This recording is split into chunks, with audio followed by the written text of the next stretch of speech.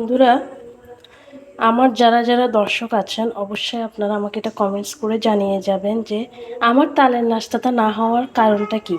আমি সব কিছু মেজারমেন্ট ঠিক রাখছি, আমি এখানে যা যা দেওয়ার সব কিছু দিচ্ছি, প্লাস ইস্টও দিয়েছি, যা যা দেওয়ার দিয়েছি, তারপরেও কিন্তু আমার নাস্তাগুলো দেখেন, যখন আমি চুলায় এই যে ভাপে বসাচ্ছি, এই যে আপনাদেরকে আমি দেখাচ্ছি, দেখুন ভিতর থেকে এটা পুরোটাই কাঁচা থেকে যাচ্ছে। আমি আপনাদেরকে একটা ছুরির সাহায্যে দেখিয়ে দিচ্ছি, দেখুন কাঁচা, এই যে দেখুন, এই যে দেখুন সবগুলো কাঁচা, কোনোভাবেই হচ্ছে না। আমি বানিয়ে দেখলাম, পরে ভাবলাম যে হয়তো বা আমার আমার হচ্ছে না, কিন্তু আমি আমার শাশুড়িকে দিয়ে বানালাম।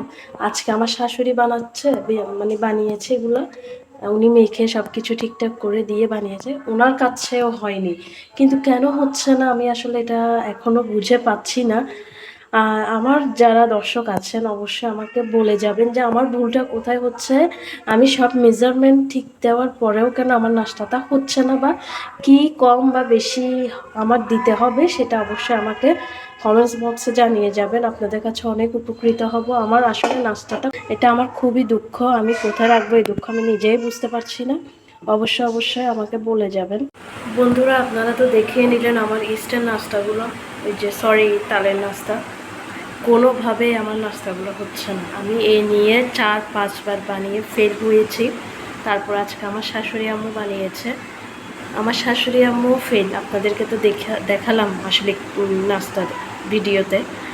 তো অবশ্যই বন্ধুরা আপনারা আমাকে এটা একটু হেল্প করবেন যে আমার কোথায় ভুলটা হচ্ছে, কি ইস্ট দিচ্ছি সেজন্য হচ্ছে কিনা সেটাও আমাকে জানিয়ে যাবেন।